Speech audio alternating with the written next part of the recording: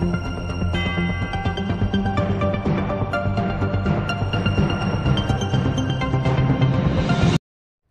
does not promote or promotion any illegal activities. All content provided by this channel is meant only for educational purposes. Kanyashree প্রকল্পের অর্থ না পেয়ে স্কুলের বিরুদ্ধে গাফিলতির অভিযোগ তুলে পথ অবরোধ করল দিনহাটার গীতালদহ হাই স্কুলের ছাত্রছাত্রীরা। সোমবার দুপুরে গীতালদহ দিনহাটা সড়কের গীতালদহ হাই স্কুলের সামনে এই অবরোধ শুরু করে। পরে পুলিশ, ব্লক প্রশাসন এবং স্কুল কর্তৃপক্ষের আশ্বাসে ঘণ্টা দুয়েক পর অবরোধ উঠে যায়। অবরোধের ফলে ওই সড়কে যানবাহন চলাচল ব্যাহত হয়। ঘটনার বিবরণে জানা গিয়েছে, দিনহাটা ১ নম্বর ব্লকের গীতালদহ হাই স্কুলের বেশ কিছু ছাত্রীর ব্যাংক অ্যাকাউন্টে কন্যাশ্রী প্রকল্পের টাকা ঢোকেনি। তারা বিষয়টি নিয়ে দিনহাটা ১ নম্বর ব্লকে বিডিও অফিসে খোঁজ নেয়। অফিসের তরফ থেকে জানানো হয়, স্কুলের পক্ষ থেকে কন্যাশ্রী প্রকল্পের প্রয়োজনীয় ফর্ম ফিল আপ করা হয়নি। এরপরে স্কুলের ছাত্রছাত্রীদের মধ্যে ক্ষোভের সৃষ্টি হয়। তারা দিনহাটা গীতালদহ সড়কের স্কুলের সামনে অবরোধ শুরু করে। খবর পেয়ে পুলিশ ঘটনাস্থলে ছুটে যায়। ঘটনাস্থলে ছুটে যান ব্লক প্রশাসনের লোকজন এবং স্কুলের প্রধান শিক্ষক। ব্লক প্রশাসন এবং স্কুলের আশ্বাসে অবশেষে ঘণ্টা দুয়েক পর অবরোধ উঠে যায়। ছাত্রী পূজা বর্মন, লিমা পারভিন প্রমুখরা জানায়, কন্যাশ্রী প্রকল্পের অর্থের জন্য স্কুলের তরফ থেকে যে ফর্ম ফিল আপ করার কথা ছিল তা করা হয়নি। আমরা বিডিও অফিসে গিয়ে খোঁজ নিয়ে এ কথা জেনেছি। বিষয়টি প্রধান শিক্ষকের কাছে জানাতে গিয়েছিলাম, তিনি চলে গিয়েছে, তাই এই অবরোধ করতে বাধ্য হলাম। এই বিষয়ে স্কুলের প্রধান শিক্ষক মলয় কুমার দাস বলেন, যখন ফর্ম ফিল আপ হয় ওই স্কুলের ছাত্রীরা অনুপস্থিত ছিল, ফলে তারা ফর্ম ফিল আপ থেকে বাদ পড়ে গিয়েছে। তবে অতি শীঘ্রই তাদের ফর্ম ফিল আপ করিয়ে তারা যাতে কন্যাশ্রী প্রকল্পের সুবিধা পায় তার ব্যবস্থা করা হবে।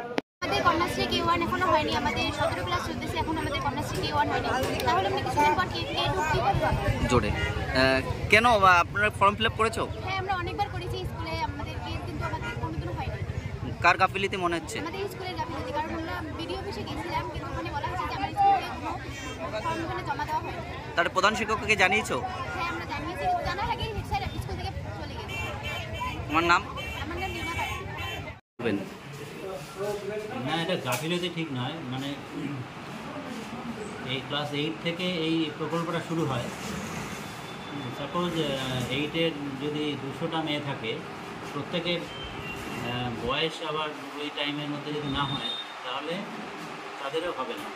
আর এই ফর্মগুলো একটা নির্দিষ্ট টাইমে আসে, হয়তো পুজোর পরে এলো, তখন সেই স্টুডেন্টদের আবার বলা হয়, তার মধ্যে কিছু সংখ্যক দেয়, আবার কেউ অনুপস্থিত থাকে, ফলে তাদেরগুলো ওই টাইমে করা সম্ভব হয় না। এইভাবে পরের ক্লাসে যখন উঠে যায় আবার তাদের ইনফর্ম করা হয়। এইভাবে করতে করতে সেই টাইমে হয়তো অনুপস্থিত থাকলো। এইভাবেই এই মিসগুলো হয়েছে। তাহলে আমরা ঘোষণা করেছি যে 4 তারিখের পর থেকে এদের সবগুলোই করে দেওয়া হবে। ওনারা আরেকটা যেটা অভিযোগ করছেন যে আজকে অভিযোগ জানাতে এসেছেন, তার আগে ওনাদের দেখিয়ে বেরিয়ে, ছাত্রীদের এসেছিল, ওনাদের দেখে আপনি আগে বেরিয়ে গেছেন। না, এটা সম্পূর্ণ ভুল। কারণ আজকে আমাদের স্কুল যেহেতু ছুটি ছিল, আমরা একটা বিশেষ কাজে ওই টিচারদের কিছু কাগজপত্র সংগ্রহের জন্য এসেছিলাম। এটা কোনো পূর্ব পরিকল্পিত ছিল না, আর ওরা আসবে এটা আমার একদম জানা ছিল না। ওইভাবে কোনো ডেপুটেশন হয় না। ওরা যদি আমাকে জানাতো, আমি যথেষ্ট সময় ধরেছিলাম, যদি জানাতো নিশ্চয়ই আমি কিছু করতাম। ফলে এই অভিযোগটা ঠিক নয়। আমি যখন বাড়ি চলে গেলাম, তারপর ওরা এই ঘটনাটা জানালো, সুতরাং এই অভিযোগটা